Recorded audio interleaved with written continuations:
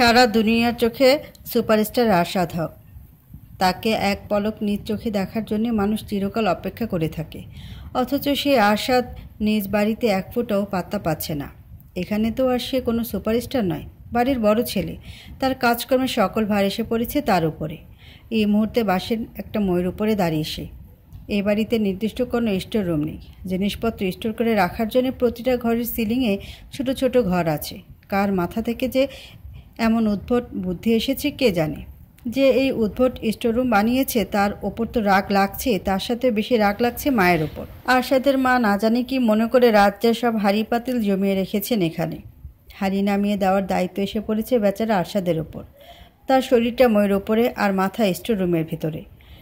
একে তো অন্ধকার, তার উপরে আবার চারিদিকে মাকড়সার জাল। বিরক্তিতে গা জ্বলে যাচ্ছে আরশাদের। মইটা নিচ থেকে ধরে রেখেছে আরশাদের ছোট মামার সব থেকে ছোট ছেলে আকাশ। তাকে মই ধরে রাখতে বলা হয়েছে যাতে আরশাদ ব্যালেন্স হারিয়ে না পড়ে যায়, কিন্তু সে নিজে মইটাকে এমনভাবে কাঁপাচ্ছে আরশাদের মনে হচ্ছে সে এক্ষুনি পড়ে যাবে। আরশাদ ধমকে সুরে বলল, এই ছাগল, ঠিক করে ধর। আকাশ আহত গলায় বলল, ঠিক করেই তো ধরেছি ভাইয়া। আরও একবার স্টোররুমে বিরক্ত ভঙ্গিতে চোখ বোলালো আরশাদ। এরপর অসহায় গলায় উচ্চস্বরে বলল, মা, পাচ্ছি না তো। সেলিনা হক নিচ থেকে অবাক গলায় বলল, না পাবার কি আছে, সব থেকে বড় হাঁড়িটা তো সামনে রেখেছি। আশফিয়া পাশের ঘরে যাচ্ছিল। মা ছেলের কথোপকথন কানে আসায় থেমে দাঁড়িয়ে ফুর্তির সরে বলল, সামনে রাখলে কি আর পেছনে রাখলেই কি, ওর চোখে কিছুই পড়বে না। তোমার ছেলে তো মা গুড ফর নাথিং। রাগে বিরক্তিতে দাঁতে দাঁত চেপে রইল আরশাদ। মহারাগী আরশাদ হককে এমন কথা বলার সাহস পৃথিবীতে কারো নেই। তবে এ বাড়িতে বাইরের পৃথিবীর কোনো নিয়ম চলে না।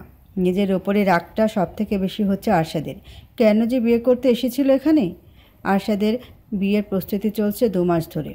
1 মাস আগে আশফিয়া দেশে ফিরে, তারপর থেকে মূলত আসল প্রস্তুতি শুরু হয়। তাদের কাজিনদের বিশাল একটা দল আছে। দীর্ঘদিন কারোর সঙ্গে কারো যোগাযোগ নেই। আরশাদের নির্দেশনা সকলকে এক করে আশফিয়া। আরশাদের সিলেটের বাড়িতে আজ উৎসব মুখরতা বিরাজ করছে। কাল আরশাদ অরার গায়ে হলুদ। কাজিন দলের মেয়েরা বাড়ির উঠানে লাউড স্পিকারে গান বাজিয়ে নাচ প্র্যাকটিস করছে। নাচে কাল ছেলেদের হারিয়ে দিতে হবে তো। যদিও ছেলেদের ভাবসাব দেখে মনে হচ্ছে তার এমনিতেই হেরে যাবে। কেউ প্র্যাকটিস করার সুযোগ পাচ্ছে না। সবাই ব্যস্ত কোনো না কোনো কাজে। কেউ ঘর সাজাচ্ছে, কেউ বাজারের ব্যাগ নিয়ে ছুটে বাজারে যাচ্ছে, আবার কেউ আকাশের মতো মই ধরে দাঁড়িয়ে আছে। আরশাদের খালা এবং 2 মামির দখলে রান্নাঘরটা। মামারা ব্যস্ত ডেকোরেটরের লোকদের সামলাতে। পুরো বাড়িটা আজ মরিচাবাতিতে মরি দেওয়া হবে। আরশাদের খালু এবং বড় চাচা তার তদারকি করছে। পরিবারটার সঙ্গে একেবারে মিশে গেছে সীমা। তার একমাত্র বান্ধবীর বিয়ে আর সে থাকবে না তা তো হয় না। সীমা এ বাড়িতে পা রাখতেই সকলের প্রিয় হয়ে গেছে। সেলিনা হক তো তার সঙ্গে পরিচয়ের 1 ঘন্টার মাথায় তুইয়ে নেমে এসেছেন। তাকে কেউ বাইরের মেয়ে মনে করছে না। একেবারে ঘরের মেয়ের মতো তাকে কাজের মাঝে ব্যস্ত রাখছে। মূল বাড়ির পেছনে বাংলা ঘর, সেটা মেয়েদের জন্য বরাদ্দ। পুরুষ মানুষের প্রবেশ সেখানে কঠোরভাবে নিষিদ্ধ। পুরুষ মানুষ বলতে আরশাদ, ওরাকে বাংলা ঘরে রাখা হয়েছে, বের হতে দেওয়া হচ্ছে না। আরশাদের উপরে কঠোর নিষেধাজ্ঞা রয়েছে। গায়ে হলুদের আগে সে কিছুতেই ওর সঙ্গে দেখা করতে পারবে না। কাউকে না জানিয়ে লুকিয়ে লুকিয়ে বিয়ে সেরে ফেলার এটাই শাস্তি। একে তো একের পর এক কাজ, তার উপরে 2 দিন ধরে প্রিয়তমা বউর মুখটা না দেখা। যে আরশাদ ওরাকে ছাড়া 1 সেকেন্ডও থাকতে পারে না, 2 দিন পেরিয়ে যাওয়ার পর ভেতরে ভেতরে সে পাগল হয়ে যাচ্ছে। আবারও মনে হলো, কেন যে বিয়ে করতে এসেছিল এখানে। সীমা বাংলা ঘরের ভেতরে ঢুকতে ঢুকতে বলল, ভারী অদ্ভুত তো তোর শ্বশুর বাড়ি। ওরা বসে বসে নিজের জামাগুলো ভাঁজ করছিল। সীমার এমন কথায় তার দিকে তাকিয়ে ঝলমলে গলায় বলল, কেন? সীমা এসে ওরার পাশে বসতে বসতে বলল, আরশাদ ভাইকে দিয়ে রান্নার হাঁড়ি নামাচ্ছে। বেচারা বিয়ে করতে এসেছে, অথচ তাকে দিয়ে একটার পর একটা কাজ করিয়েই যাচ্ছে।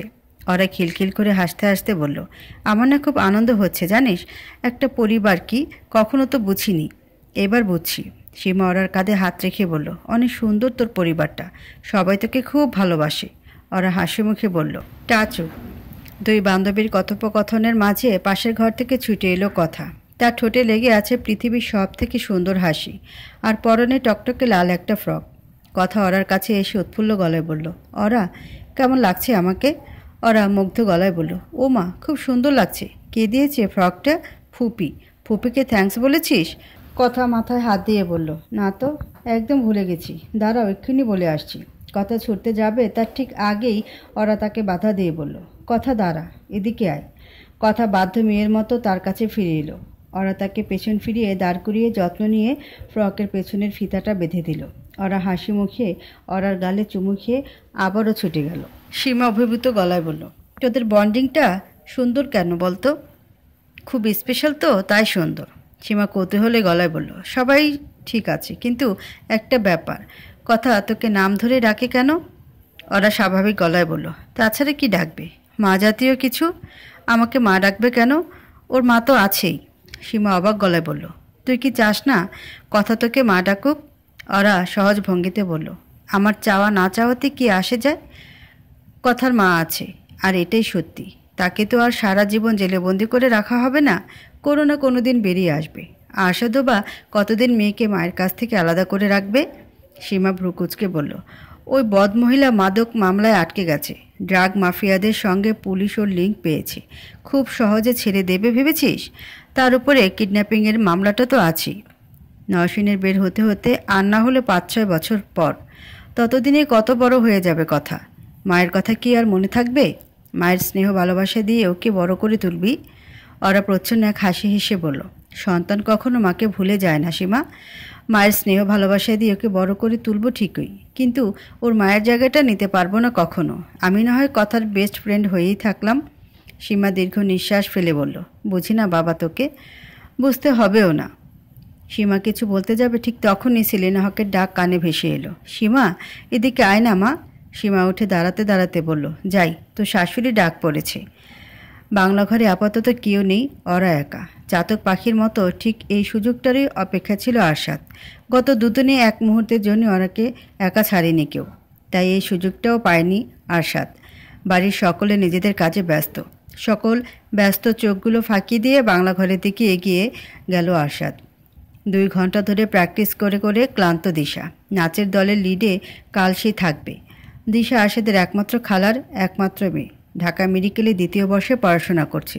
যদিও তার ভাবেশাবে কেউ বুঝতে পারে না ভবিষ্যতে এই মেয়ে মানুষের রোগ নিরাময় করবে। দিশা হাঁপাতে হাঁপাতে উঠান থেকে নেমে বাকিদের উদ্দেশ্যে বলল, আমি আর পারবো না, ভাবির কাছে গেলাম, তোরা প্র্যাকটিস কর। আরশাদকে বাংলা ঘরের দিকে এগিয়ে যেতে দেখে ঝড়ের গতিতে ছুটে এলো দিশা। আতকে উঠে বলল, ভাইয়া ভাইয়া কোথায় যাচ্ছ তুমি? ধরা পড়ায় মনে মনে আরশাদ ঘাবড়ে গেলেও তার চেহারায় তা ফুটে উঠল না। দেশের সব থেকে নিখুঁত অভিনেতা বলে কথা। আরশাদ উল্টো দিশাকে ধমক দিয়ে বলল, আমার বাড়িতে আমি যা খুশি তাই করব, তোকে জবাবদিহি করতে হবে কেন? যা খুশি তাই করো না। কে মানা করেছে? তাই বলে ওই ঘরে যাবে কেন? আরশাদ দাঁতে দাঁত চেপে বলল, তোর ব্রেন ডেভেলপমেন্ট হয়নি ঠিক মতো। ওই ঘরে যাওয়াটা যা খুশি তাই করার মধ্যে পড়ে। দিশা অপমানটা চুপচাপ সহ্য করে বলল, ব্রেন ডেভেলপমেন্ট হয়েছে তো, সেজন্যই আমার পরিষ্কার মনে আছে তোমাকে ওই ঘরের আশেপাশে যেতে মানা করেছিলাম। আরশাদ জেদি গলায় বলল, গেলে কি করবে? দিশা মুখ টিপে হেসে বলল, গেলে সবাইকে বলে দিব বউয়ের জন্য তুমি কতটা পাগল। আরশাদ অগ্নিদৃষ্টিতে তাকালো দিশার দিকে। কাজিনরা সব তার এক দৃষ্টিতে জমের মতো ভয় পায়। তবে আজ কোনো এক বিচিত্র কারণে দিশা ভয় পাচ্ছে না, এবং তার প্রচণ্ড হাসি পাচ্ছে। আরশাদ থমথমে গলায় বলল, রিকুকে চিনিস? দিশা কিছুটা সময় ভেবে বলল, চিনি তো, ওই বাজে দেখতে লোকটা, সিনেমায় মাস্তান হয়। ওর সঙ্গে খুব ভালো পরিচয় আছে আমার। এক্ষুনি খালাকে গিয়ে বলছি ওর কাছে তোকে বিয়ে দেওয়ার প্রস্তাব পাঠাতে। রাগে গজগজ করতে করতে মূল বাড়ির দিকে এগিয়ে গেল আরশাদ। দিশা এবার প্রাণ খুলে হেসে প্রবেশ করলো বাংলা ঘরে। বিছানায় আদরসহ হয়ে বই পড়ছে ওরা। সারা বাড়ি জুড়ে সকলের এত ব্যস্ততা, অথচ তার করার মতো কিছুই নেই। এই ঘরে বন্দি করে রাখা হয়েছে তাকে।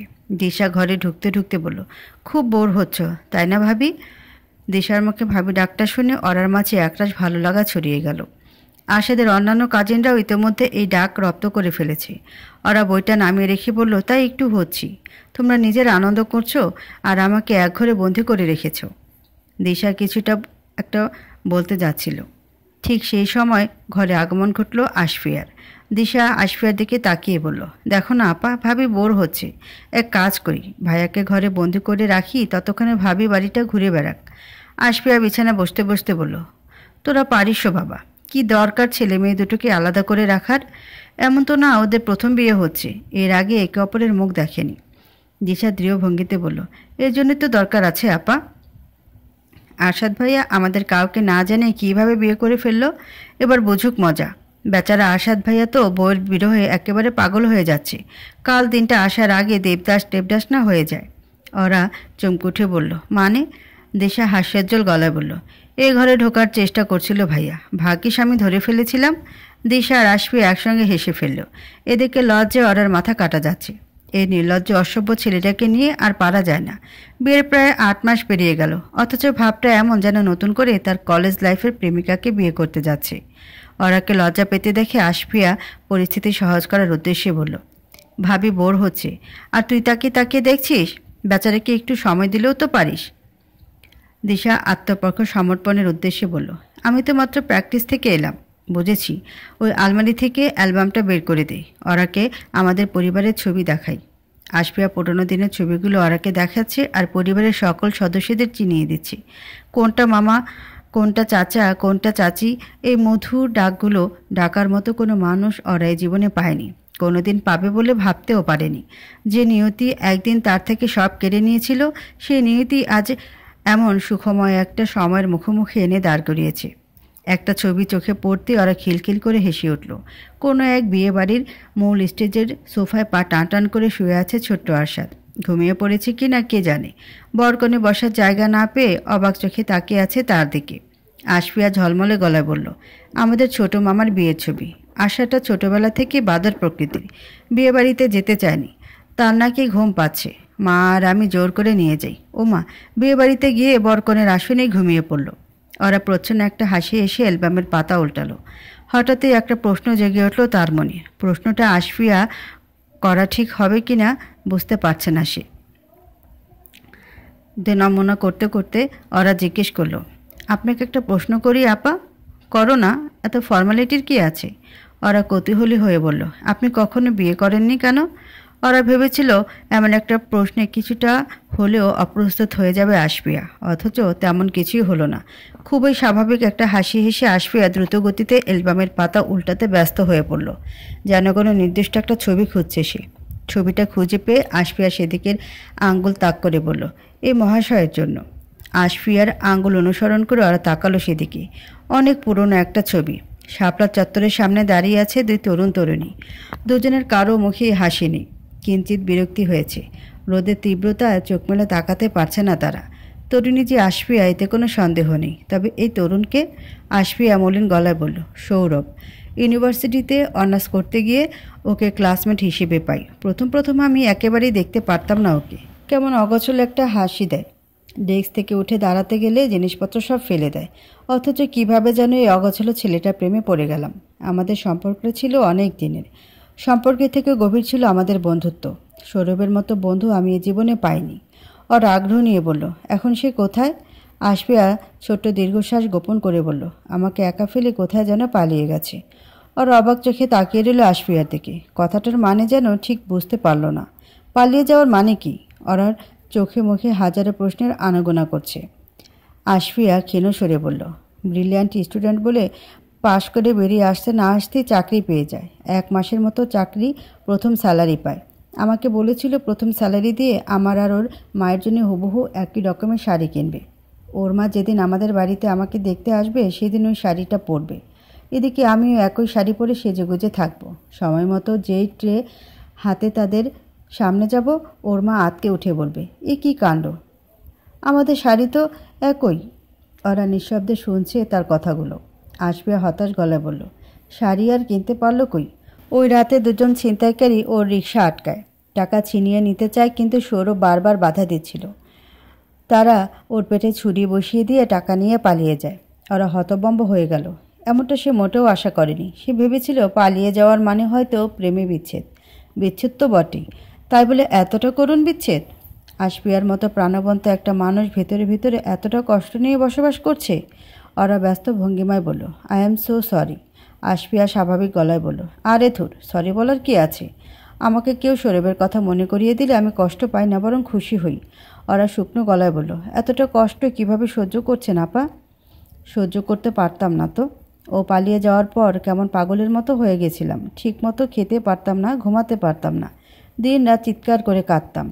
পরে একটা সময় নিজেই রিয়েলাইজ করলাম সৌরভ কি কোনোদিন আমাকে এভাবে দেখতে চেয়েছিল? ও সবসময় বলতো, জানো, তোকে কাঁদলে ভূতের মতো লাগে, কখনো কাঁদবি না। ওর কথা মনে করে আবারও নিজের মধ্যে ফিরলাম। সৌরভ খুব বিয়ে পাগল ছিল, বুঝলে? কথায় কথায় বলতো আমাদের বিয়ের দিন এটা করব ওটা করব। সে মানুষটা এত আগ্রহ থাকা সত্ত্বেও বিয়ে করতে পারলো না। তাকে রেখে অন্য কাউকে আমি বিয়ে করি কি করে? নিজের অজান্তে অরার চোখ বেয়ে জল গড়িয়ে পড়ল। আশফি অরার চোখে জল মুছে দিয়ে বলল, এই বোকামে, কাঁদছো কেন? আমাকে দেখো, আমি কাঁদছি। অরা আদ্র গলায় বলল, আপনি অনেক স্ট্রং আপা। প্রিয়জনকে হারিয়ে কেউ কি করে বাঁচতে পারে? আশফি অরাকে জড়িয়ে ধরে বলল, স্ট্রং আমাকে সৌরভই বানিয়েছে। আমি তো ওকে হারাইনি। ওরা পালিয়ে গিয়ে ঠিক আমার হৃদয়ে এসে আশ্রয় নিয়েছি। এখন সেখানেই স্থায়ীভাবে বসবাস করে। তুমি কেঁদো না তো ওরা। আশা যদি জানতে পারে তার বউকে আমি কাঁদিয়েছি তাহলে আমার খবর করে ফেলবে। দুজনের কথোপকথনের মাঝে ফ্রেশ হয়ে বাথরুম থেকে বেরিয়ে এলো দিশা। বিছানায় উঠে বসতে বসতে বলল, কী নিয়ে কথা হচ্ছে? আশফিয়া বলল, তেমন কিছু না, তোর ভাবিকে ছবি দেখাচ্ছিলাম। দিশা কোলের ওপর একটা বালিশ রেখে একরাশ কৌতূহল নিয়ে বলল, ভাবি, আরশাদ ভাইয়া হাজব্যান্ড হিসেবে কেমন? ওরা খানিকক্ষণ ভেবে বলল, আমি তো জীবনে কখনো আদর্শ হাজব্যান্ডের উদাহরণ দেখিনি। আমার বাবাকে দেখিয়েছি কেবল, সে হাজব্যান্ড হিসেবে ছিল জঘন্য। কেন? তার অবহেলার কারণেই আমার মা মারা যায়। পরবর্তীতে সৎমাকে ঘরে আনলেও তাকে অবহেলা করত। আমি ভাবতাম হাজব্যান্ডরা বুঝি এমনই হয়। দিশা উৎফুল্ল হয়ে বলল, কিন্তু আরশাদ ভাইকে বিয়ে করে তোমার সেই ধারণা পাল্টে গেছে, তাই না? ওরা লজ্জামাখা গলায় বলল, হাজব্যান্ড যে এতটা কেয়ারিং হতে পারে এটা ওকে দেখেই শিখেছি। আমার ছোট থেকে বড় সব প্রয়োজনের খেয়াল রাখে। সামান্য একটু মাথা ব্যথা হলেও ডক্টরকে ডেকে এনে হুলস্থুল কাণ্ড করে। যতক্ষণ তার আশেপাশে থাকি ততক্ষণ মনে হয় কোনো রূপকথা জগতে আছি। দিশা অরার দিকে ঝুঁকে এসে বলল, আচ্ছা ভাবি, আরশাদ ভাইয়া সিনেমার পর্দা যেমন রোমান্স করে, বাস্তবে কি ততটা রোমান্টিক? দিশার এমন প্রশ্নে অপ্রস্তুত হয়ে গেল ওরা। লজ্জায় তার গাল দুটো রক্তিম বর্ণ ধারণ করলো। সিনেমার পর্দা আরশাদের রোমান্টিকতা সকলের পছন্দের, অথচ সেই রোমান্স তার বাস্তব জীবনের রোমান্সের কাছে কিছুই নয়। এসব কথা সকলকে বলে বেড়ানো যায় নাকি? আর কি বলবে ভেবে না পেয়ে চুপ করে রইল। আশফিয়া পরিস্থিতি সামাল দিতে ধমকে সুরে দিশাকে বলল, এসব কি দিশা? ভাবিকে কেউ এমন প্রশ্ন করে? দিশা হতবাক হয়ে বলল, ভাবিকেই তো এসব প্রশ্ন করে। ননদ ভাবির সম্পর্কটা হলো বন্ধুদের মতো, ভাবি, বলো না। ওরা অনিশ্চিত ভঙ্গিতে বসে রইল। এসব কথা সে মরে গেলেও কাউকে বলতে পারবে না। ভাগ্যে সেই মুহূর্তে ঘরে আগমন ঘটেছিল ওরার শাশুড়ি মায়ের। তিনি না এলে তো এই মেয়ে ওরাকে মুখ খুলতে বাধ্য করে ছাড়ত। সেলিনা হক দিশাকে উদ্দেশ্য করে বিরক্ত গলায় বলল, এই দিশা, মেয়েগুলো আর কতক্ষণ প্র্যাকটিস করবে? 3 ঘন্টা ধরে লাউড স্পিকারে গান বাজছে, বাড়ির সবার মাথা ধরে গেছে তো। দিশা আদরে গলা বলল, একটু সহ্য করে নাও না খালা, আজই তো শেষ দিন, কাল ছেলেদের হারিয়ে দিতে হবে না? তোরা এমনিতেও জিতবি, ছেলেরা নাচ পারে নাকি? এবার তো মেয়েগুলোকে ক্ষান্ত দিতে বল, আমাদের কারো কথা ওরা শুনছে না। কাল গায়ে হলুদের পর্ব শেষে আরশাদের সকল কাজিনদের মাঝে নাচের প্রতিযোগিতা হবে, মেয়েরা একদলে এবং ছেলেরা একদলে। প্রতিযোগিতা উপলক্ষে বিচারকের প্যানেলও গঠন করা হয়েছে। সেলিনা হক আরশাদের 2 মামি, খালা এবং 2 চাচা। যদিও এদের মধ্যে কেউ নাচ বোঝে না, তবুও বয়োজ্যেষ্ঠদের প্রতি সম্মান রেখে তাদের এই প্যানেলে রাখা হয়েছে। প্রত্যেক দল নাচের জন্য 7 মিনিট সময় পাবে। এই 7 মিনিটে তাদের সেরাটা দিয়ে পারফর্ম করতে হবে। বিজয়ী দল পাবে 1,63,000 টাকার একটা চেক। এমন উদ্ভট অ্যামাউন্ট নির্ধারণকারী আর কেউ নয় আরশাদ। যেহেতু চেকটা দিচ্ছে সে, তাই অ্যামাউন্টও সে ঠিক করেছে। প্রথম দিকে যদিও সকলে বলেছিল হয় 1,60,000 না হয় 65 রাখতে। 63 আবার কেমন হিসাব? আরশাদের একটাই কথা, তার কাছ থেকে চেক নিতে হলে এই অ্যামাউন্টের চেকও নিতে হবে। এর থেকে বেশি নয়, কমও নয়। প্র্যাকটিস শেষে তাদের আড্ডা যোগ দিল মেহের। মেহের আরশাদের চাচাতো বোন। দিশা এবং মেহের সমবয়সী, দুজনে এক ইউনিভার্সিটিতেই পড়ে। তাদের দুজনের মধ্যে ভাবটা একটু বেশি। পুরোটা বিয়েবাড়িতে দিশা যেখানে, মেহের সেখানে। 4 জন মিলে লুডো খেলতে বসলো। ইদানিং এই খেলার অভ্যাস হয়েছে ওরার।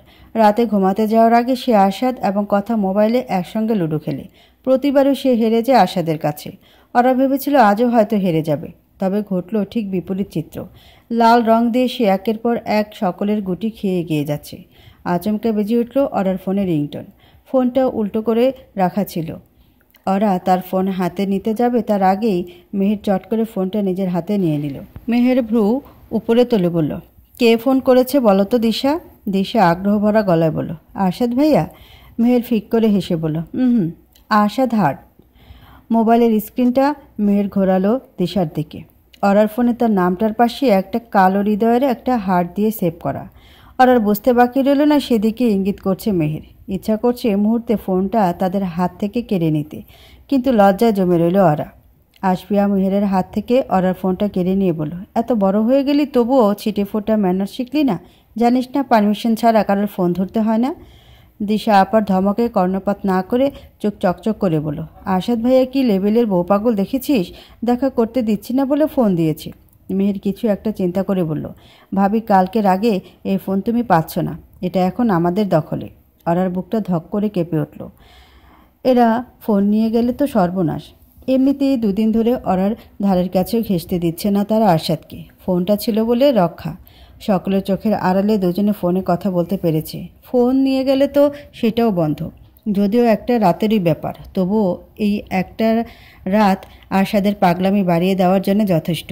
আরশাদ যেমন মানুষ, ওরাকে ফোনে না পেয়ে শেষমেশ বিরক্ত হয়ে বলবে আর বিয়েই করব না, এবং শুধুমাত্র বলা পর্যন্তই ক্ষান্ত থাকবে না।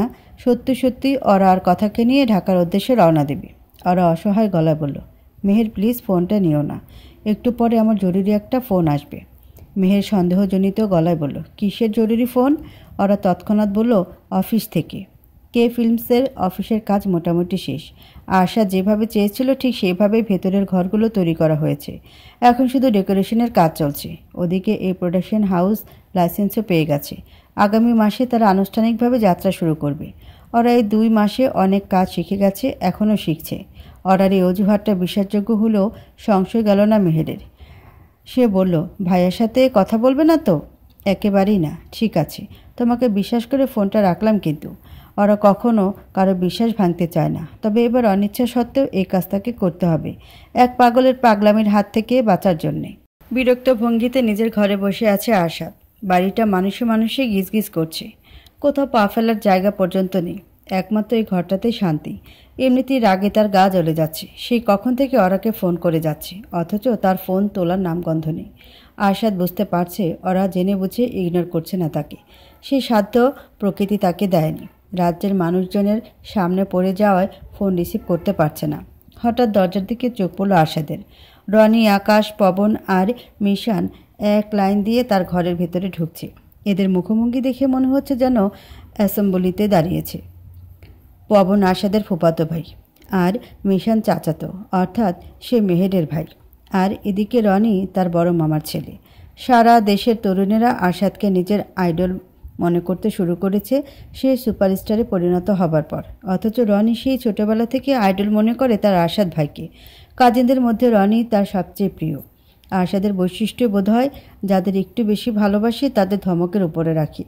রনির বেলাও তার ব্যতিক্রম নয়। আরশাদ ভ্রুকুচকে বলল, কি চাই? রনি হাসি মুখে এসে আরশাদের পাশে বসে বলল, কেন? আমরা তোমার সঙ্গে গল্প করতে আসতেও পারি না?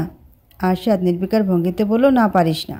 রনি আহত গলায় বলল, আরশাদ ভাই এমন ফায়ার হয়ে আছো কেন? তোমার বিয়ে, কোথাও আনন্দ ফুর্তি করবে, নাচ গান করবে? যার বিয়ে সে নাচ গান করে? আগে জানতাম না তো।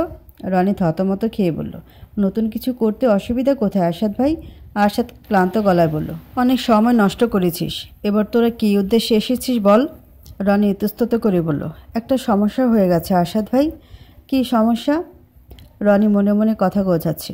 তাকে নীরবতা দেখে পবন এক লাফ দিয়ে বলল, আমরা নাচতে পারি না। রনির চোখ গরম করে তাকাতেই চুপসে গেল পবন। আরশাদ ধমকে সুরে বলল, নাচতে পারিস না মানে? রনি নিজেকে সামলে যথাসম্ভব হাসি মুখে বলল, আসলে কি আরশাদ ভাই, বিয়ে বাড়িতে কত কাজ। আমি আজ 3 বার বাজারে গিয়েছি।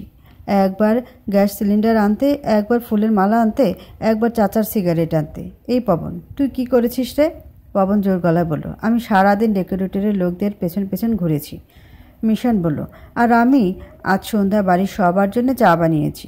রনি মুগ্ধ গলায় বলল, প্রাউড অফ ইউ বয়েস। দেখছো ভাইয়া, আমাদের পরিবারের ছেলেরা কত কাজের। এই আকাশ, তুই কি করেছিস রে? আকাশ মাথা চুলকে বলল, আমি মই ধরে দাঁড়িয়েছিলাম। বিরক্ত চোখে রনি তাকাল আকাশের দিকে। এই গাধাটাকে কিছু জিজ্ঞেস করাই ভুল হয়েছে। আরশাদ কৃত্রিম বিস্ময় নিয়ে থমথমে গলায় বলল, বাবা, তোদের এই ঋণ আমি শোধ করি কী করে? তোরা না থাকলে তো আমার বিয়েটাই হতো না। রনি বিগলিত গলায় বলল, কী যে বলো না আরশাদ ভাই, তোমার জন্য তো জান হাজির। আসল কথাটা বল না বাবা। সারাদিন এত এত কাজের চাপে আমরা আর প্র্যাকটিস করার সময় পাইনি, অথচ গায়ে হলুদ কালকে। আরশাদ অবাক গলায় বলল, তোরা তো হারবি। ওদিকে মেয়েরা সারাদিন লাউড স্পিকারে গান বাজিয়ে প্র্যাকটিস করেছে, সেজন্যই তো তোমার কাছে এসেছি। আরশাদ ঝাঁঝালো কণ্ঠে বলল, মানে? আরশাদ ভাই, আমাদের নাচ শিখিয়ে দাও না প্লিজ। আরশাদ উঠে দাঁড়াতে দাঁড়াতে বিরক্ত গলায় বলল, অসম্ভব, আমি কোনো নাচ টাচ পারি না। রনি সঙ্গে সঙ্গে উঠে দাঁড়িয়ে আরশাদের পেছনে ছুটতে ছুটতে বলল, এটা একটা কথা বললে আরশাদ ভাই? তোমার ড্যান্স স্টেপের জন্য সারা দেশের মেয়েরা পাগল। আকাশ ওদিক থেকে জোর গলায় বলল, শুধু মেয়েরাই কেন, ছেলেরাও পাগল। আরশাদ গম্ভীর মুখে বলল, সেই সময় কোরিওগ্রাফার থাকে, শর্টের আগ মুহূর্ত পর্যন্ত প্র্যাকটিসের সুযোগ থাকে। রনি বলল, শুনুন আরশাদ ভাই, মোটামুটি একটা প্ল্যান আমরা করেছি। মেয়েরা কোন গানে নাচছে তুমি জানো? আরশাদ গম্ভীর গলায় বলল, না জেনে উপায় কী? সারাদিন শুনতে শুনতে সবগুলো গান মুখস্থ হয়ে গেছে। রনি বুঝ দেওয়ার ভঙ্গিতে বলল, বাংলাদেশের মেয়ে বিয়ানশাব আর লীলাবলী, এই তিনটা গান হলো যে কোনো বিয়েবাড়ির জাতীয় সঙ্গীত, কিন্তু আমরা নাচব ভিন্ন গানে, তোমার সিনেমার গানে। যার বিয়ে আমরা তার সিনেমার গানে নাচি। কতটা ক্রিয়েটিভ থট একবার ভেবে দেখো। গানের সিলেকশনের জন্য তো বিচারক প্যানেলের ব্রাউনি পয়েন্ট পাবো।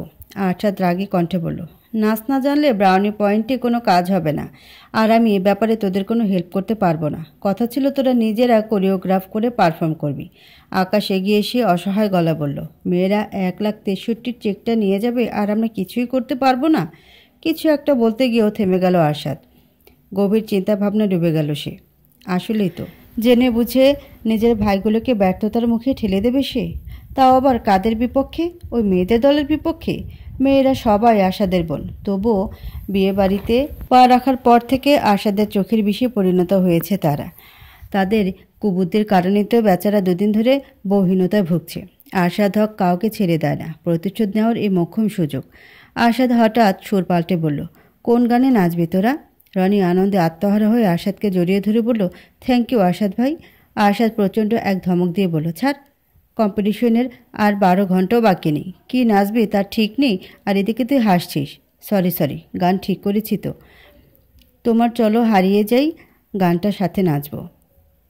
চলো হারিয়ে যাই আরশাদের কেরিয়ারের সুপারহিট গানগুলোর একটা। এই গানে তার হিপ হপের স্টেপগুলো দেখে মুগ্ধ হয়নি এমন মানুষ খুব কম পাওয়া যাবে। আরশাদ তার মোবাইলে ইউটিউব থেকে গানটা প্লে করলো। বান্দরবানের সবুজ অরণ্যের মাঝে জমকালো সেট তৈরি করে গানটার শুটিং করা হয়েছে। এই গানে আরশাদের পরনে সাদা টি শার্ট আর লাল জ্যাকেট গানটার মতোই বিখ্যাত। গানটা শেষ হবার পর আরশাদ দীর্ঘশ্বাস ফেলে বলল, এই স্টেপগুলো যদি তোরা হুবহু করতে চাস তাহলে কমপক্ষে 10-12 বছর সময় লাগবে। রনি অসহায় গলায় বলল, তাহলে উপায়? আরশাদ কন্ট্যাক্ট লিস্ট থেকে একটা নম্বর খুঁজতে খুঁজতে বলল, তোরা এক লাইনে দাঁড়িয়ে গানটার সাথে একটু হাত পা নাড়াচাড়া কর, আমি আসছি। আরশাদ বারান্দায় গিয়ে ফোন করলো শাহিনকে। চলো হারিয়ে যাই গানটার কোরিওগ্রাফি করেছিল সে। আরশাদ তাকে পুরো ঘটনা বুঝিয়ে বলল। আসল গানে সেই স্টেপগুলোতে আরশাদ নেচেছিল তা সত্যি অনেক কঠিন। রনিদের পক্ষে একদিনের মাথায় ওই জিনিস আয়ত্ত করা সম্ভব নয়। তাই সে শাহিনকে বলল, এই গানটার সঙ্গে যায় এমন সহজ কোনো নাচের স্টেপ তৈরি করতে। শাহিন আশ্বাস দিয়ে বলল, অত্যন্ত সহজ কতগুলো স্টেপ গানটার সাথে সাজিয়ে সে 1 ঘন্টার মধ্যে ভিডিও করে পাঠিয়ে দেবে। 1 ঘন্টা পার হবার আগেই শাহিন নতুন স্টেপের ভিডিও রেকর্ড করে পাঠিয়ে দিল। একবারে স্টেপগুলো খুব সহজ বলে যে তার মাঝে কোনো সৌন্দর্য নেই এমনটা নয়। রনির মনে হলো এই স্টেপে ঠিকভাবে নাচতে পারলে প্রতিযোগিতায় তারাই জিতবে। শাহিনের ভিডিও প্লে করা হয়েছে আরশাদের ল্যাপটপে। তারা 4 জন সারিবদ্ধ হয়ে দাঁড়িয়ে নতুন স্টেপগুলো আয়ত্ত করার চেষ্টা করছে। আর একটু ভুল হলেও আরশাদ কড়া শিক্ষকের মতো ধমকাধমকি করছে। সেলিনা হক রান্নাঘরে বসে মশলা বাড়ছেন।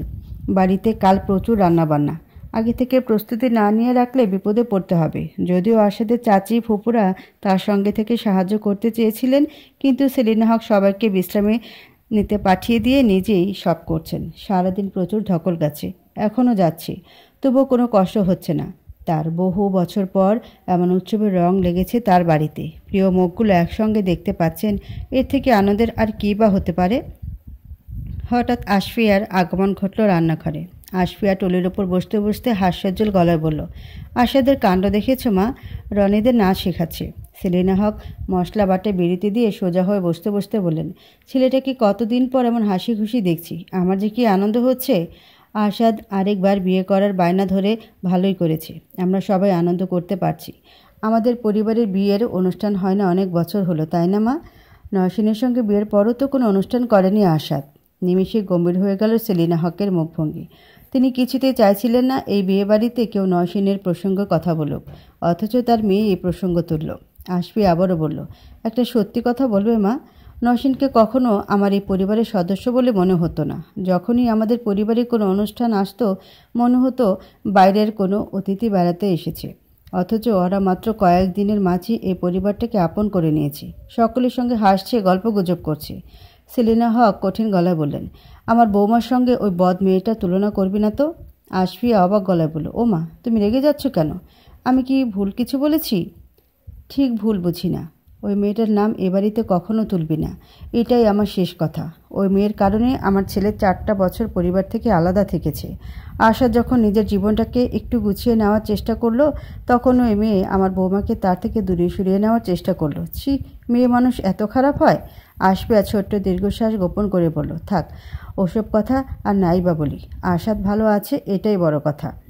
সেলিনা হক আর্দ্র গলা বললেন, ওর উপর আমি আজীবন কৃতজ্ঞ থাকবো জানিস। ওর কারণেই তো আমার ছেলেটা নতুন করে বাঁচতে শিখেছে, স্বাভাবিক হতে শিখেছে। সবাই বলে ওরা অনেক ভাগ্যবতী বলে আশাদকে পেয়েছি, অথচ আমার কি মনে হয় জানো মা? কি? আশাদ অনেক ভাগ্যবান, সেজন্যই ওরাকে পেয়েছি। মেয়েটার কি প্রয়োজন ছিল আশাদের অসুস্থ মনটাকে সুস্থ করে তোলার?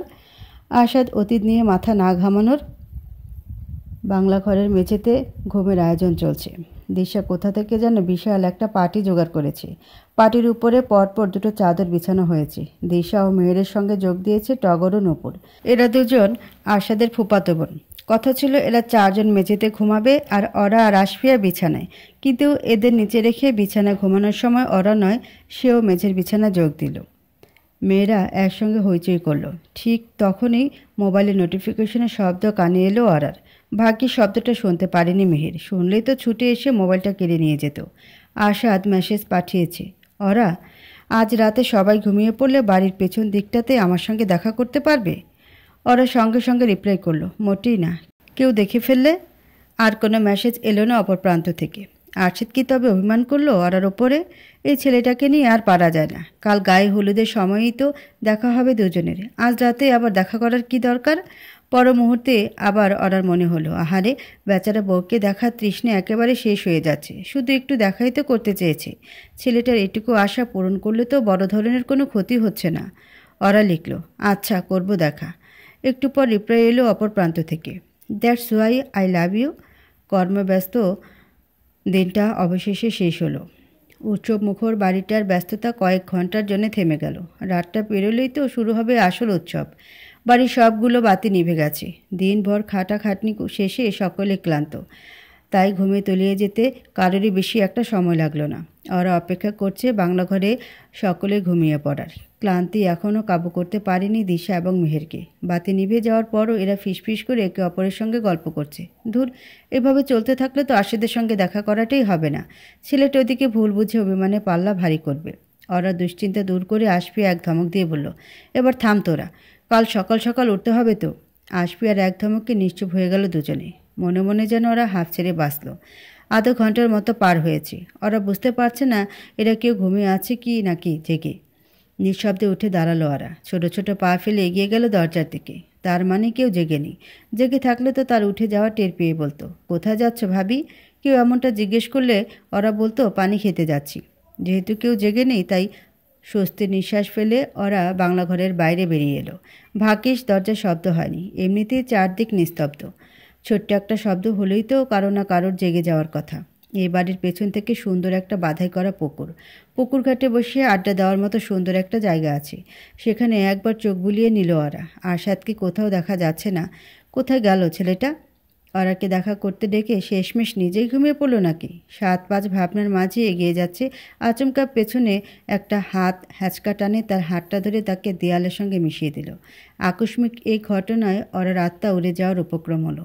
অথচ যে মানুষটা এমন ঘটনা ঘটল তার মুখভঙ্গি একেবারেই শান্তশিষ্ট। এক দৃষ্টিতে ওরার দিকে তাকিয়ে আছে আরশাদ, যেন হাজার হাজার বছর তাকে দেখেনি। ওরা সরে যেতে যাবে ঠিক তখনই তার কোমর জড়িয়ে আবারও দেয়ালের সঙ্গে চেপে ধরল আরশাদ। ওরা কিছু বুঝে ওঠার আগে নিজের শীতল ঠোঁটের স্পর্শ দিল তার ঠোঁটে। ওরা সঙ্গে সঙ্গে আঁতকে উঠে তার ঠোঁট ছেড়ে দিয়ে বলল, এসব কী করছো তুমি? ছাড়ো আমাকে, কেউ দেখে ফেললে সর্বনাশ হয়ে যাবে। আরশাদ নেশাভরা গলায় বলল, আমার বউকে আমি আদর করছি, এতে সর্বনাশের কি হলো? ওরা ভয়ার্ত কণ্ঠে বলল, প্লিজ আরশাদ, পাগলামি করো না, যে কেউ চলে আসতে পারে এখানে। আরশাদ ব্যস্ত গলায় বলল, আসুক। ওরাকে আর কোনো কথা বলার সুযোগ না দিয়ে আরশাদ আবারও ব্যস্ত হয়ে পড়ল তার ঠোঁট দুটো নিয়ে। প্রথম দিকে বারবার ওরা ছাড়ানোর চেষ্টা করছিল তাকে, তবে এক পর্যায়ে সে নিজেই কোথায় যেন হারিয়ে যায়, ডুবে যেতে থাকে আরশাদের ভালোবাসাময় জগতে। নিজের অজান্তে কখন যেন শক্ত করে জড়িয়ে ধরেছে আরশাদকে। দুজনে এভাবে কতক্ষণ ছিল সেই সময়ের হিসাব কারোর কাছেই নেই। অনেকটা সময় পর আরশাদ ওরা ঠোঁট দুটো ছেড়ে দিয়ে তার কপালে কপাল ঠেকালো। দুজনেই সমানতালে হাঁপাচ্ছে। আরশাদের উত্তপ্ত নিঃশ্বাসগুলো একটু একটু করে পাগল করে তুলেছে ওরাকে। আশা যতবারই তার কাছে আসে ততবারই বিচিত্র লজ্জায় রেঙে ওঠে তার সমস্ত অন্তরাত্মা। আজও তার ব্যতিক্রম হলো না। লজ্জায় চোখ দুটো বুজে দাঁড়িয়ে আছে ওরা। তবুও বেশ বুঝতে পারছে আশাদের তৃষ্ণাত চোখ দুটো নিষ্পলক তার দিকেই চেয়ে আছে। ওরা চোখ দুটো বন্ধ রেখেই অস্পষ্ট গলায় বলল, আমি এখন যাই? আশাদ ভ্রুকুচকে বলল, যাবে মানে? আমি কি তোমাকে শুধু চুমু খেতে ডেকেছি? আশাদের এমন কথায় ওরা লজ্জারও কয়েক গুণ বেড়ে গেল। ছেলেটা এমন কেন? কথাবার্তা বিন্দু মাত্র লাগাম নেই। ওরা কম্পিত সুরে বলল, তাহলে শখ মিটিয়ে দেখব তোমাকে। একবার কল্পনা করে দেখো গত দুটো দিন কি কষ্টে কাটিয়েছি আমি। ওরা চোখ দুটো খুলে হাসি হাসি মুখে বলল, আগে তো ঠিকমতো তাকাতেই না আমার দিকে, আর এখন দেখার জন্য কত কাণ্ড। মানুষ তোমাকে কি বলে জানো? কি বলে? বউ পাগল। আশা হেসে বলল, ঠিকই তো বলে, আমি আসলে একটু বেশিই বউ পাগল। এরকম বউ থাকলে কেউ বউ পাগল না হয়ে পারে? ওরা মুচকি হেসে চুপ করে রইল। ওরা আমার সাথে একটা জায়গা যাবে? ওরা হতবাক হয়ে বলল, এখন? আশাদ জোর দিয়ে বলল, হ্যাঁ এখন। ওরা ভয়ার্ত কণ্ঠে বলল, না না, কেউ যদি উঠে দেখে আমরা বাড়িতে নেই তাহলে তুলকালাম কাণ্ড ঘটাবে। আশাদ হালকা গলায় বলল, এত ভীতু কেন তুমি? ভয় পেলে প্রেমটা করবে কি করে? প্রেম? আরশাদ দুষ্টুমি মাখা গলায় বলল, কেন, বিয়ে হয়ে গেছে বলে প্রেম করা যাবে না? আরশাদের জোড়াজুড়িতে এক প্রকার বাধ্য হয়ে ওরা এই একটা জায়গায় যেতে রাজি হলো। দুজনে হাত ধরে সাবধানে বাড়ির মূল দরজা খুলে বেরিয়ে গেল। আরশাদ কোথায় নিয়ে যাচ্ছে কিছুই বুঝতে পারছে না ওরা। বুঝতে যে খুব চাইছে এমনটাও নয়। রাতের অন্ধকারে প্রিয় মানুষটার হাত ধরে হাঁটার মাঝে অন্যরকম এক প্রশান্তি কাজ করে। মিনিট কয়েকের মাঝে তারা পৌঁছে গেল একটা চা বাগানে। পাহাড় ঘেরা বাগানে সরু রাস্তার দুপাশে চা গাছ। দুজনে পাশাপাশি হাঁটার মতো জায়গা নেই। ওরা সামনে হাঁটছে, তারা হাতটা ধরে রেখেছে, তার পেছনে হাঁটছে আরশাদ। একটা জায়গায় গিয়ে দাঁড়ালো দুজনে। এখান থেকে পুরো চা বাগানটা দেখা যাচ্ছে। চাঁদের চকচকে আলো এসে পড়ছে আরশাদের মুখের উপরে। তার চেহারার স্নিগ্ধতা যেন এতে হাজার গুণ বেড়ে গেছে। আরশাদ হঠাৎ স্মৃতিচারণ করে বলল, ছোটবেলায় আমার যখন রাতে ঘুম আসতো না তখন চুপি চুপি চলে আসতাম এখানে, গভীর রাত পর্যন্ত বসে থাকতাম। ওরা বলল, ভয় লাগতো না? না, বরং ভেতরে ভেতরে একটা থ্রিল কাজ করতো। এখন যেমন সবাইকে ফাঁকি দিয়ে তোমাকে এখানে নিয়ে আসায় থ্রিল কাজ করছে। ওরা হেসে বলল, তুমি আস্তে একটা পাগল। আরশাদ মুচকি হাসি হেসে কয়েক মুহূর্ত চুপ করে থেকে বলল, ওরা আরশাদ তার মোহনীয় গলায় বলল, তুমি পৃথিবীতে সব থেকে বেশি কাকে ভালোবাসো? ওরা সঙ্গে সঙ্গে দৃঢ় গলায় বলল, তোমাকে। আরশাদ অন্যমনস্ক গলায় বলল, তুমি তো জানো আমি কেমন। সে কবে থেকে দেখছো আমাকে। হুটহাট রেগে যাই, রেগে গেলে কিছু না ভেবে একটা সিদ্ধান্ত নিয়ে ফেলি। এমন সব পাগলামি করি। সহ্য করতে পারবে তো আমাকে? কেন পারবো না? তুমি হঠাৎ এমন প্রশ্ন করছো কেন? কারণ আমার ভয় হয় কখনো যদি রেগে গিয়ে তোমাকে কষ্ট দিয়ে ফেলি, আর তুমি যদি কষ্ট পেয়ে আমাকে ছেড়ে চলে যাও, আমি তো বাঁচতে পারবো না তাহলে। ওরা আতকে উঠে বলল, আরশাদ। আর এক মুহূর্ত অপচয় না করে ওরা শক্ত করে জড়িয়ে ধরল আরশাদকে, যেন দু হাত দিয়ে আগলে রেখে তার এই অহৈতুক ভয়গুলোকে দূর করার চেষ্টা করছে। আরশাদও জড়িয়ে ধরে তার কাঁধে মাথা রাখল। ওরা কোমল সুরে বলল, আমার জীবন যতদিন আছে ততদিন আমি তোমাকে ছেড়ে কোথাও যাব না। প্রমিস করলে? প্রমিস। স্টেজের সামনে রীতিমতো ঝগড়া বেঁধে গেছে দিশা ও রনির মাঝে। কে আগে পারফর্ম করবে এ নিয়ে ঝগড়া। রনি ঝাঁঝালো কণ্ঠে বলল, খুব না ইকুয়ালিটির গান গাও, এখন আবার এসেছো লেডিস ফার্স্টের দাবি নিয়ে। ভণ্ডামির একটা লিমিট থাকা দরকার। দিশা দাঁতে দাঁত চেপে বলল, ফালতু কথা বলবে না রনি, আমি মোটেও বলিনি লেডিস ফার্স্ট। আমরা আগে পারফর্ম করব, কারণ সব থেকে বেশি প্র্যাকটিস আমরাই করেছি। বেশি প্র্যাকটিস করলে আগে নাচতে দিতে হবে, এটা আবার কোন দেশি লজিক? তোমরা বেশি বেশি প্র্যাকটিস করেছো কারণ তোমরা নাচতে পারো না। দিশা অগ্নি দৃষ্টিতে রনির দিকে তাকিয়ে বলল, ঠিক আছে, দেখা যাবে আজকে চেকটা কে পায়। আশফিয়া ছুটে এসে দুজনের মাঝখানে দাঁড়িয়ে বলল, কি বাচ্চাদের মতো শুরু করলি তোরা দুজন? দিশা ঠোঁট উল্টে বলল, আপা আমরা কত কষ্ট করে দুদিন প্র্যাকটিস করলাম, এখন নাকি ওরা আগে পারফর্ম করবে। আশফিয়া ঠান্ডা গলায় বলল, আয় কয়েন টস করি, যে জিতবে সে আগে পারফর্ম করবে। কয়েন টসের সিদ্ধান্তে রনিকে সন্তুষ্ট মনে হলো, দিশাকে খুব একটা সন্তুষ্ট বলে মনে হলো না। দিশা গোমরা মুখে বলল, আমি শাপলা নেব। আচ্ছা বাবা। এই রনি, তোর কোনো আপত্তি নেই তো? রনি কৃত্রিম হাই তোরে বলল, না। আমার আবার কিসের আপত্তি থাকবে? শাপলা টাপলা এমনিতেও মেয়েদের জিনিস। দিশা তার অগ্নিদৃষ্টি এখনও নিক্ষেপ করে যাচ্ছে রনির দিকে, যদিও সেই দৃষ্টিতে খুব একটা গা মাখছে না রনি। আশফি একটা 5 টাকার কয়েন ছুঁড়ে মারল আকাশে, সঙ্গে সঙ্গে কয়েনটা আবারও ফিরে এলো তার হাতের মুঠোয়। আশফি হাসি হাসি মুখে বলল, শাপলা। দিশা উৎফুল্ল গলায় বলল, ইয়েস, আমি জানতাম, শুধু শুধু ঝামেলা করলে রনি। রনি আসনের দিকে পা দিয়ে বলল, টসে জিতলেই ম্যাচ জেতা যায় না। বাড়ির সামনের দিকটা আজ চমৎকারভাবে সাজানো হয়েছে, গাঁদা আর গোলাপের মালায় মুড়ে দেওয়া হয়েছে বাড়িটাকে। বাড়ির সামনে বিশাল স্টেজে বসানো হয়েছে আজ খুব ভোরে। ওপরে হলুদ রঙের শামিয়ানা আর মরিচবাতি। স্টেজের চারপাশটাতেও ফুলের অপরূপ সজ্জা। স্টেজের সামনে সকলের বসার আসন, সবগুলো সোফা হলুদ রঙের। সোফার প্রথম সারিতে বসেছে বিচারক প্যানেলের সদস্যরা। প্যানেলের বাইরে ওরা বসে আছে প্রথম সারিতে, তার শাশুড়ি এবং মামি শাশুড়ির মাঝখানে। দ্বিতীয় সারিতে সামান্য মুরব্বীদের সঙ্গে বসেছে আরশাদ। নিজের পরিবারটার উপরে বড্ড বিরক্ত লাগছে। বড় বড় অ্যাওয়ার্ড শোতে আরশাদের জন্য প্রথম সারিটা বরাদ্দ রাখা হয়, অথচ নিজ বাড়িতেই তাকে সম্মান দেওয়া হচ্ছে না। প্রথম সারিতে বসা তার মূল লক্ষ্য নয়, মূল লক্ষ্য বউর পাশে বসা। প্রতিযোগিতা সঞ্চালনা করছে সীমা, তার হাতে একটা মাইক্রোফোন। সীমা স্টেজে উঠে ঘোষণা করলো, আপনাদের ধৈর্যের জন্য অনেক অনেক ধন্যবাদ। অল্প সময়ের মধ্যে দিশার নেতৃত্বে স্টেজে পারফর্ম করতে যাচ্ছে এবারের সুন্দরী মেয়েরা।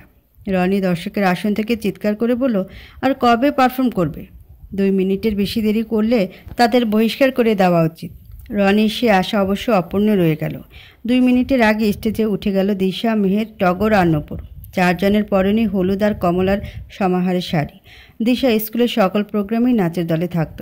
সে অভিজ্ঞতা থেকে পুরো নাচটা কোরিওগ্রাফ করেছে সে। নাচ মোটামুটি খারাপ হয়নি, দর্শক বেশ ভালো উপভোগ করেছে। তাদের পারফরমেন্স শেষে আবারও মাইক্রোফোন হাতে উচ্ছ্বসিত ভঙ্গিতে সীমা বলল, বিচারক প্যানেলের চোখমুখ দেখে মনে হচ্ছে মেয়েদের পারফরমেন্স তাদের খুবই পছন্দ হয়েছে। দেখা যাক এবারে ছেলেদের নাচ তাদের কেমন লাগে। এবার রনির নেতৃত্বে পারফর্ম করতে আসছে এবারে ছেলেরা। ছেলেদের কাছ থেকে এমনিতেও কারো কোনো প্রত্যাশা নেই, তাই তাদের পারফরমেন্সের প্রতি সকলের তেমন আগ্রহ নেই।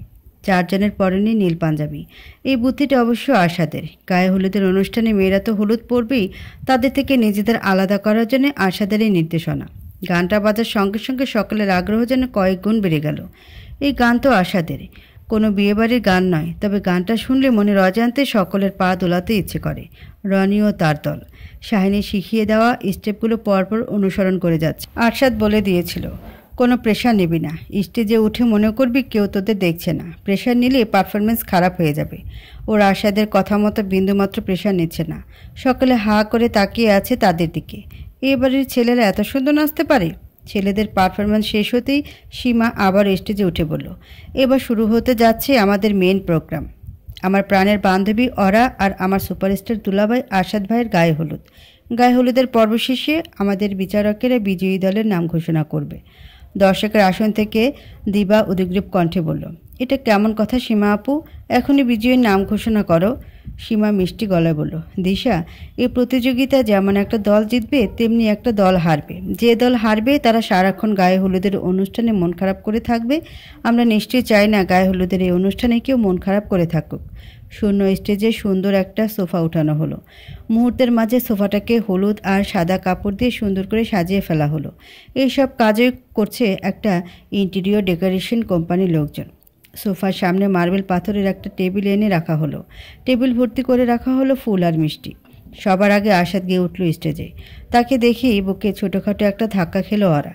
সিনেমা ইন্ডাস্ট্রিতে বহু তারকা আছে, তবে তাদের মাঝে সব থেকে উজ্জ্বল তারাটা এই মানুষটা। ওরার জীবনেও তাই। তার হলুদ পাঞ্জাবির ওপরে সোনালি কাজ করা, ওপরের দুটো বোতাম খোলা রাখার তার জিম করা বডির কিছুটা আভাস পাওয়া যাচ্ছে। পরিপাটি করে রাখা চুল আর চোখের সানগ্লাসে যেন হ্যান্ডসামনেস 1000 গুণ বেড়ে গেছে। ওরাকেও নেহায়েত কম সুন্দর লাগছে না। পরনে হলুদ লেহেঙ্গা, তার কোমর ছাড়িয়ে যাওয়া চুলগুলো আজ বাঁধনমুক্ত, গলায় আর কানে হালকা ধরনের গয়না, আর কপালে অত্যন্ত সূক্ষ্ম একটা কালো টিপ। ওরাকে হলুদের ফুলের গয়নাগুলো এখনও পরানো হয়নি। সে স্টেজে উঠলেই তাকে সেগুলো পরিয়ে দেবে দিশারা। ওরা স্টেজে উঠে আরশাদের পাশে গিয়ে বসলো। আরশাদের ভাবটা এমন যেন ওরাকে খেয়ালই করেনি। ওদিক ফিরে বড় মামাকে কি যেন বলছে। ওরা বেশ বুঝতে পারছে কাজিনদের সঙ্গে ভাব নিচ্ছে আরশাদ। কাজিনরা জানে 3 দিন ধরে ওরাকে দেখার জন্য উদ্গ্রীব হয়ে আছে সে। তারা যে গত রাতে চুপি চুপি সে দেখা সেরে ফেলেছে এটা তো আর কেউ জানে না। দিশা আশিমা এক এক করে ওরাকে ফুলের গয়নাগুলো পরিয়ে দিল। এই গয়নাগুলো ছাড়া যেন গায়ে হলুদ পরিপূর্ণ হয় না। স্টেজ সাজানো এখনও শেষ হয়নি। যে যার মতো ব্যস্ত। আরশাদ ওরার কানে কাছে ফিসফিস করে বলল, তুমি এত সুন্দর কেন বলো তো? না মানে নিজেকে সুন্দর রাখার জন্য স্পেশাল কিছু করো, নাকি বাই বর্ন এতটা সুন্দর? ওরা মুচকি হেসে ফিসফিস করে বলল, এই একই প্রশ্ন তো আমিও তোমাকে করতে পারি। আরশাদ বাঁকা হাসি হেসে বলল, আমি তো বাই বর্নই সুন্দর, 1 পিস মেড, কারিগর ডেট টাইপ অবস্থা। কিন্তু তোমার রহস্যটা কি? ওরা কিছুটা ভেবে বলল, তোমার দেখার চোখ। আরশাদ বিভ্রান্ত গলায় বলল, মানে? আগে আমাকে যেভাবে দেখতে সেভাবে অতটা সুন্দর মনে হতো না, কিন্তু এখন যেভাবে দেখো সেভাবে সুন্দর মনে হয়। আরশাদ কিছু একটা বলার জন্য মুখ খুলবে, কিন্তু সেটা আর বলতে পারল না।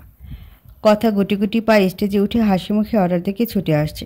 হলুদ রঙের একটা ফ্রকে আজ থেকে রূপকথা রাজকন্যাদের মতো লাগছে।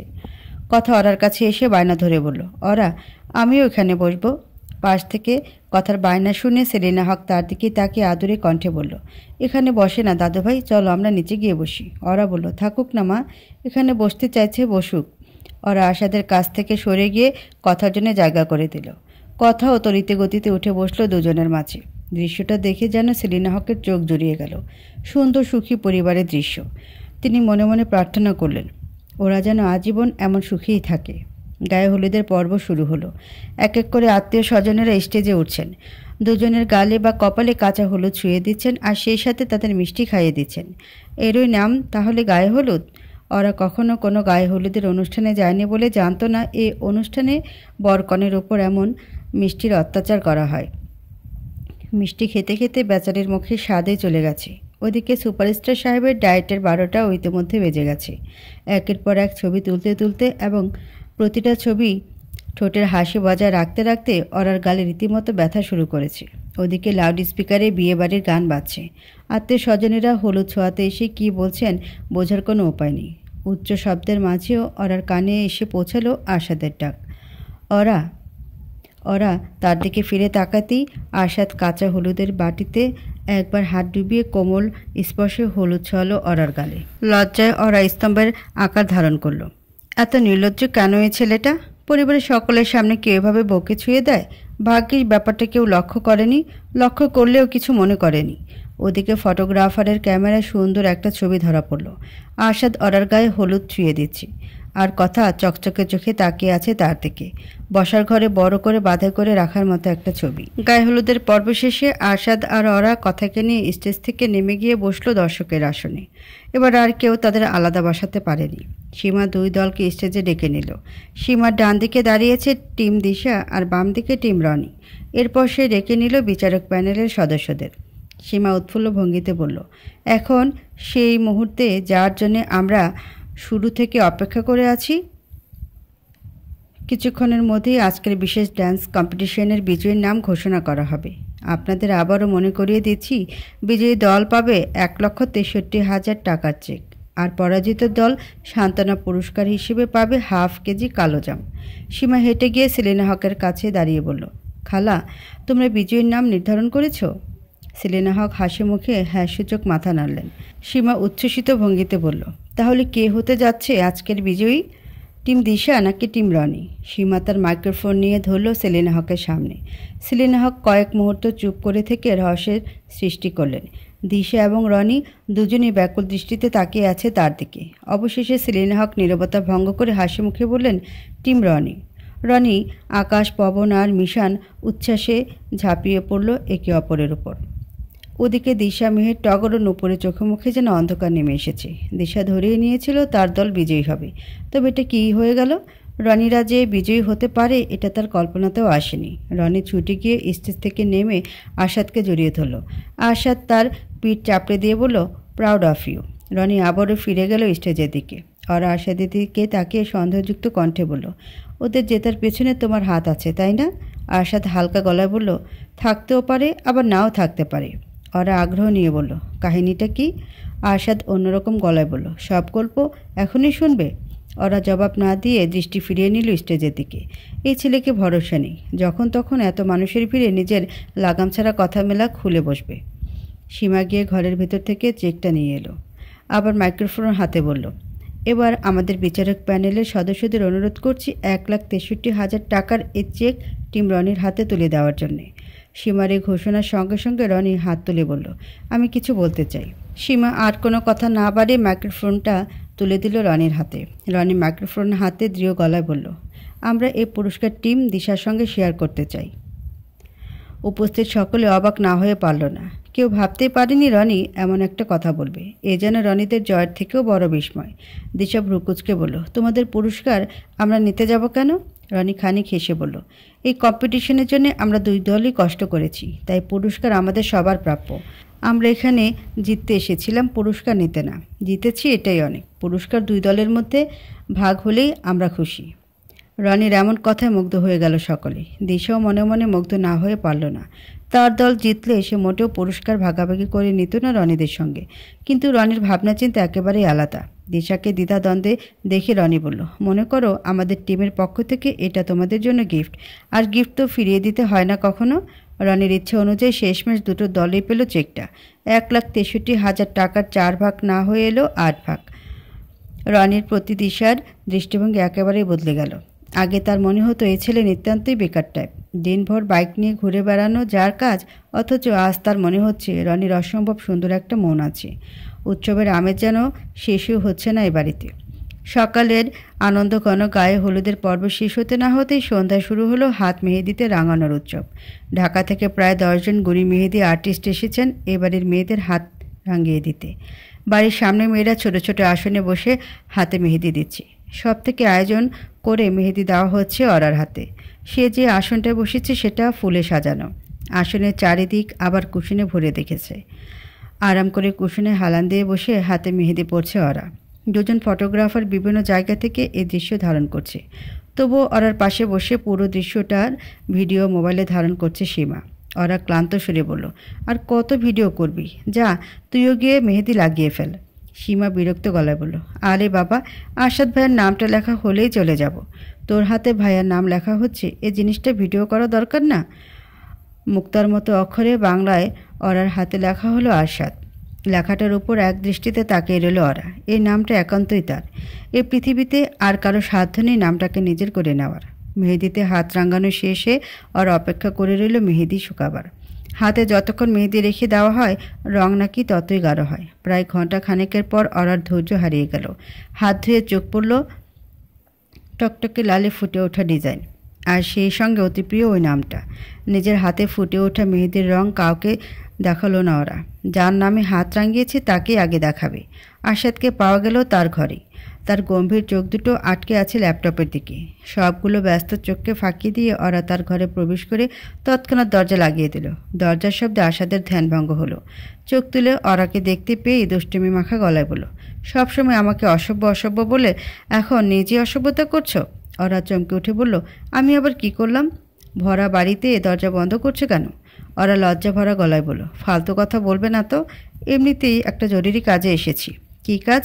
ওরা এসে আরশাদের পাশে দাঁড়িয়ে তার হাতটা আরশাদের দিকে বাড়িয়ে দিল। কোমল স্পর্শে তার হাতটা ধরল আরশাদ। ভাবটা এমন যেন কোমল পদ্ম ফুল ধরছে সে। একটু জোর দিয়ে ধরলেই ফুল ছিঁড়ে যাবে। অরার মেহেদি রাঙা হাতটা দেখে প্রচ্ছন্ন এক হাসি ফুটে উঠল আরশাদের ঠোঁটে। তার সবথেকে বেশি আনন্দ লাগছে নিজের নামটা দেখে। একটু একটু করে শেষমেশ ওরা সবটা নিজের অধিকারে নিয়ে ফেলল আরশাদ।